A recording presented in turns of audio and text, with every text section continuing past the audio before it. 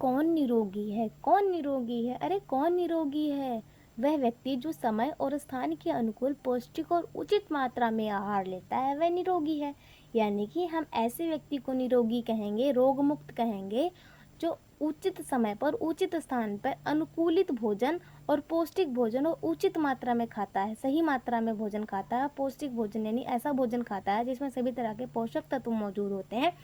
ऐसे व्यक्ति को हम निरोगी व्यक्ति कहते हैं। तो हेलो बच्चों, कैसे हैं आप सभी? आई होप आप सब बहुत अच्छे होंगे। तो आज हम पढ़ने जा रहे हैं कक्षा 6 का विज्ञान का पाठ 3, जिसका नाम है उचित आहार स्वस्थ शरीर का आधार। अर्थात एक स्वस्थ शरीर के लिए उचित आहार का क्या महत्व है। अपने शरीर को स्वस्थ रखने के लिए हमें उचित आहार खाना चाहिए। उचित आहार से इनका क्या अर्थ है, ऐसा कैसा भोजन की बात कर रहे हैं, उस सभी चीज़ों को इस पाठ के अंदर हम पढ़ने वाले हैं। तो पाठ को शुरू करते हैं बिना किसी देरी के। मेंदू और मिष्टी प्रतिदिन विद्यालय में नोटिस बोर्ड पर लिखे आज का विचार पढ़ते हैं। आज का विचार, अननेन जतानी जीवंती। पढ़कर उन्हें उत्सुकता होती है। मिष्टी मेंदू को बताती है कि ये संस्कृत की एक सूक्ति है, यानी कि श्लोक है, जिसका अर्थ होता है आहार जीवित प्राणियों को जीवन देता है। आहार यानी भोजन, भोजन सभी जीवित प्राणियों को जीवन देता है। वो कैसे भी आगे जानेंगे, परेशान मत होइएगा। आइए हम इस सूक्ति का महत्व समझने का प्रयास करते हैं। हम क्या खाते हैं? क्रियाकलाप 3.1 दिया है, आइए अंकित करें। हम सभी प्रतिदिन आहार लेते हैं। आहार हमारे दैनिक जीवन का एक अनिवार्य घटक है। आपके द्वारा एक सप्ताह में प्रतिदिन खाए गए खाद्य पदार्थों के नाम को तालिका 3.1 में सूचीबद्ध कीजिए। यहाँ पर आपको एक तालिका दी गई है। यहाँ पर आपको सप्ताह के दिन दिए गए हैं, सोमवार, मंगलवार, बुधवार, वीरवार, शुक्रवार, शनिवार और रविवार। यहाँ पर खाद्य पदार्थ का नाम लिखना, जैसे कि आपने सोमवार को राजमा चावल खाया, तोरी और रोटी खाई, खिचड़ी खाई, जो कुछ भी खाया आपने एक हफ्ते के दौरान, उन सबको यहाँ पर लिखना है। ये आपका गृह कार्य, इसको आप अपनी किताबों में करेंगे, ठीक है। उसके बाद है तालिका 3.1 में अंकित जानकारी के आधार पर अपने आहार के संबंध में आपको क्या विशेष बात ध्यान में आती है?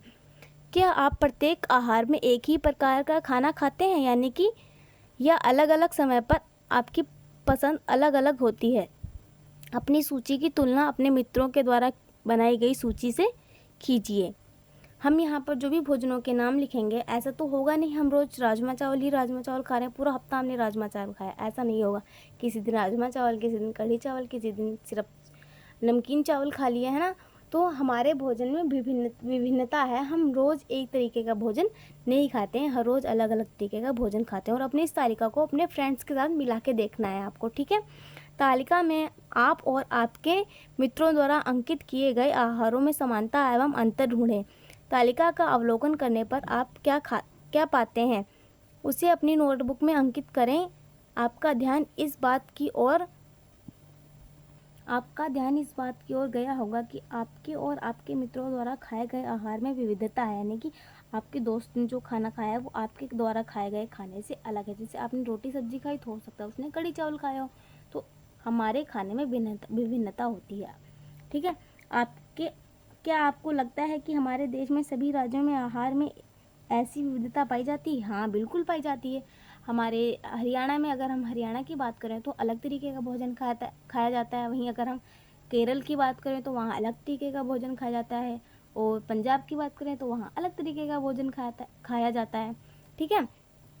तो विभिन्न क्षेत्रों में आहार, क्रियाकलाप 3.2, आइए खोज करें। भारत के विभिन्न राज्यों में पारंपरिक रूप से खाए जाने वाले आहार और उगाई जाने वाली फसलों के प्रकारों का पता लगाइए। इस संबंध में जानकारी एकत्रित करने के लिए आप अपने विद्यालय के पुस्तकालय की पुस्तक पढ़ सकते हैं, इंटरनेट पर ढूंढ सकते हैं और साथ ही अपने मित्रों, परिजनों और पड़ोसियों से बातचीत कर सकते हैं। अन्य राज्यों के बारे में जानकारी एकत्रित करें और उसे तालिका 3.2 में भरें। कुछ उदाहरण आगे लिखे थे, यानी आगे लिखे गए हैं। यहाँ पर कुछ उदाहरण दिए गए हैं।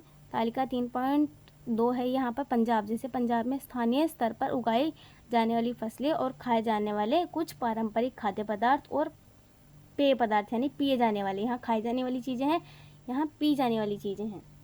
तो पंजाब में जैसे क्या उगता है, जो फसलें उगेंगी वही फसलें खाई जाएंगी और उसी तरीके की फसलें पी जाएंगी। तो जैसे पंजाब में मक्का, गेहूँ, चना और दालें जैसी चीज़ें उगती हों तो खाएंगे भी क्या, मक्की की रोटी, सरसों का साग, छोले भटूरे, पराठा, हलवा, खीर। और पीते क्या है, लस्सी, क्योंकि वहाँ पे जानवर भी पालते हैं तो लस्सी, छाछ, दूध, चाय, ये सब दूध वगैरह जानवरों से मिलता है ना, तो उनसे बने हुए उत्पाद खाते हैं। जैसे कर्नाटक की बात करें तो कर्नाटक में उगाई जाने वाली फसलें हैं चावल, रागी, उड़द, नारियल।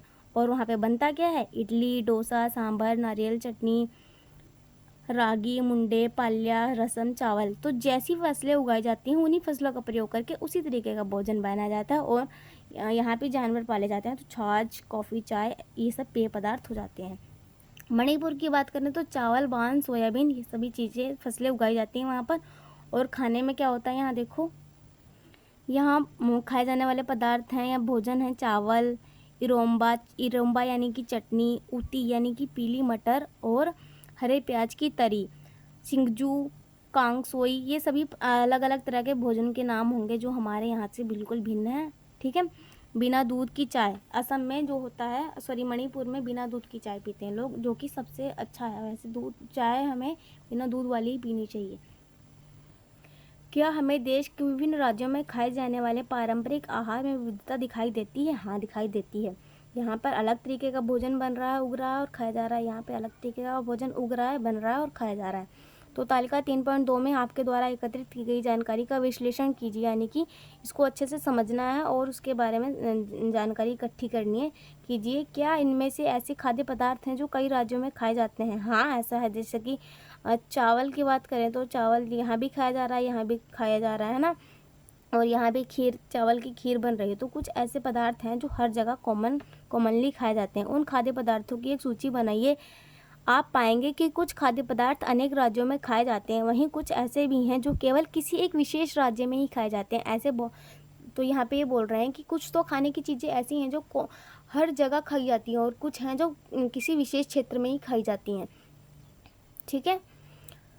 आप पारंपरिक खाद्य पदार्थ और स्थानीय स्तर पर उगाई जाने वाली फसलों के मध्य क्या संबंध पाते हैं? आपने अवलोकन किया होगा कि किसी राज्य का पारंपरिक आहार वहाँ उगाई जाने वाली स्थानीय फसलों पर आधारित होता है। भारत एक कृषि प्रधान देश है जहाँ विविध प्रकार की मृदा और जलवायु होती है।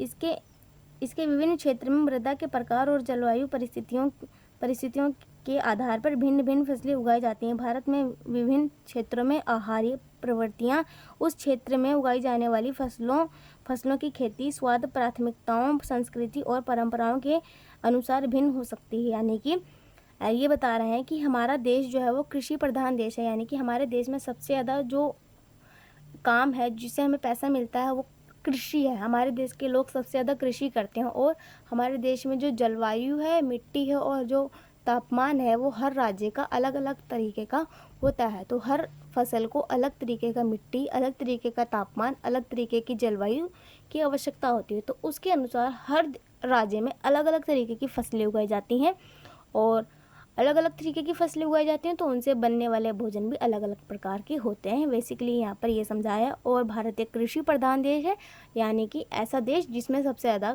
किया जाने वाला कार्य कृषि है।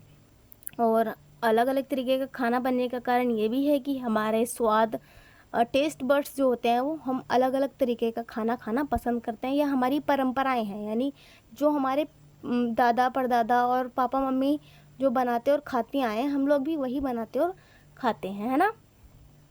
समय के साथ भोजन पकाने की पद्धतियाँ कैसे परिवर्तित हुई? आपने सीखा कि विभिन्न राज्यों में खान पान की आदतें भिन्न भिन्न है। हमारे भोजन की विकल्प और भोजन बनाने की पद्धतियाँ एक दूसरे से भिन्न होती हैं। क्या समय के साथ खान पान की आदतें और भोजन पकाने की पद्धतियाँ परिवर्तित हो गई हैं? हाँ, बिल्कुल हो गई हैं। अब आगे देखते हैं कैसे।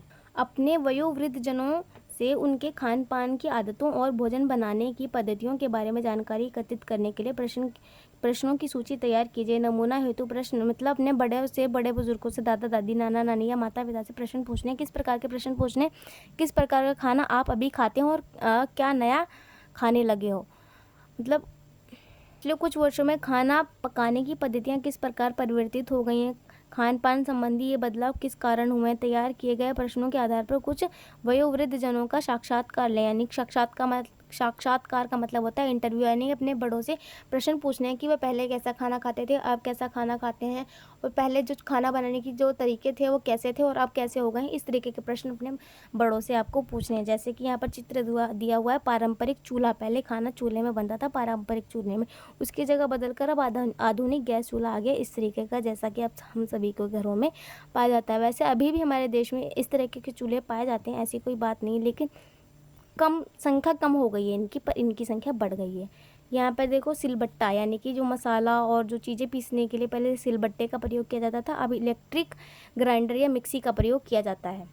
आपके द्वारा ले गए साक्षात्कार से क्या ज्ञात हुआ? भोजन पकाने की पद्धतियाँ, जिन्हें पाक पद्धतियाँ, यानी कि भोजन पकाने की अलग अलग पद्धतियों को हम क्या कहते हैं? पाक पद्धतियाँ भी कहते हैं। समय के साथ परिवर्तित हो गए हैं। पारंपरिक व आधुनिक, यानी कि पुरानी और नई पाक पद्धतियों में बहुत अंतर है। पहले समय में भोजन पकाने के लिए आधुनिक पारंपरिक चूल्हों का प्रयोग किया जाता था, और अब भोजन पकाने के लिए अधिकांश लोग आधुनिक चूल्हे का प्रयोग करते हैं, जैसा कि चित्र में यहाँ पर दिखाया गया है। पहले के समय में पत्थर के सिलबट्टों का प्रयोग कर हाथों से पीसने का कार्य किया जाता था, जैसा कि यहाँ पर चित्र में दिखाया गया है। इन दिनों हम खाद्य पदार्थों को आसानी से पीसने के लिए इलेक्ट्रिक ग्राइंडर, विद्युत चालित पिसाई मशीन या मिक्सी का प्रयोग करते हैं। भोजन पकाने और पीसने की अन्य पद्धतियों का पता लगाइए। समय के साथ पाक पद्धतियों में ये परिवर्तन क्यों हुए?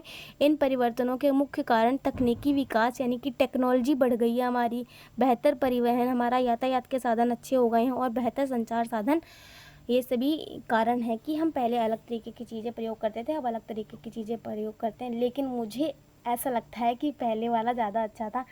लोग इन सब के चक्कर में अब आलसी हो गए हैं और ज़्यादा बीमारियां भी ज़्यादा होने लगी हैं। तो ये सब बाद में डिस्कस करेंगे, आज के लिए इतना ही। मिलते हैं नेक्स्ट वीडियो में। Thank you so much, bye bye. बाकी का पार्ट हम अगली वीडियोज़ में कवर करेंगे।